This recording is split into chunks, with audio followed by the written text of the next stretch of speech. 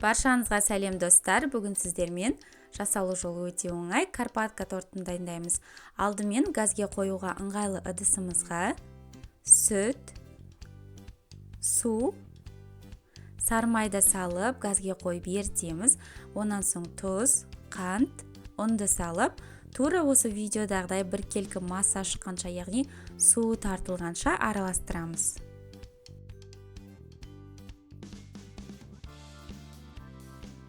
Қамыр ертерек суы үшін бөлек табаға ауыстырдым. Осылай ортасын ашып, онан соң суығаннан кейін жұмыртқаны бір-бірлеп салып, видеодағыдай араластырамыз.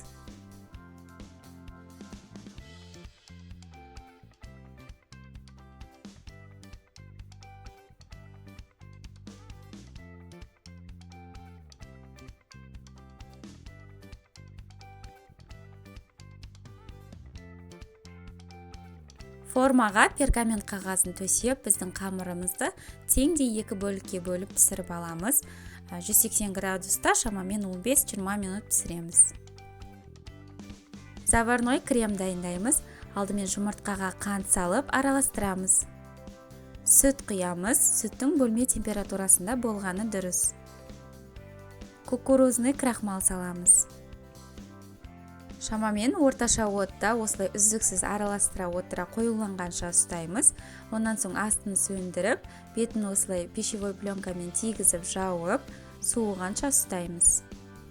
Бөлме температурасында еріп тұрған сары майды миксермен араластырамыз. Арасында толықтай суыған кремді салып отырамыз. Бірден барлығын салуға болмайды, 1-2 қасықтан салып араластырамыз.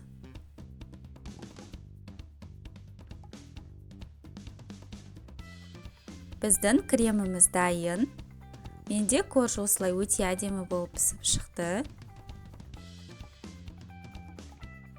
Бір коржды форманың астына жібереміз де ортасына барлық кремді саламыз. Ал екінші коржды бетіне қоямыз.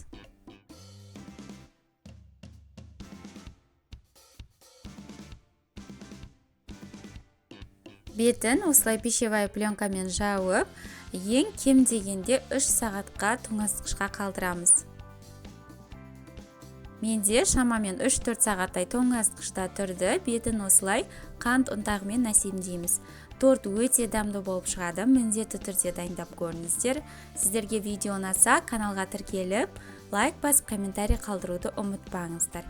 Сіздермен бірге болған Балзия ас болсын.